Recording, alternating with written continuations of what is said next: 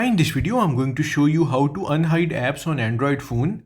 Unhiding apps on Android helps you quickly access and use applications that were previously hidden, ensuring you can fully utilize all the features and tools available on your device. So let's start the video. First step is to open your settings app by tapping on the settings icon. Now scroll down and tap on apps or applications depending on your device. In Samsung, you first have to tap on home screen. So scroll down. Now tap on home screen. Here you will see an option hide apps on home and app screen. It might be labeled as disabled or something similar. So tap on it.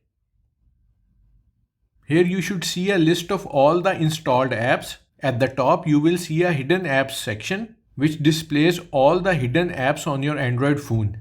To unhide app, tap on the minus icon at the top of the app and then click on done button at the bottom to save the changes. So tap on done. So that's how to unhide apps on Android. Thanks for watching.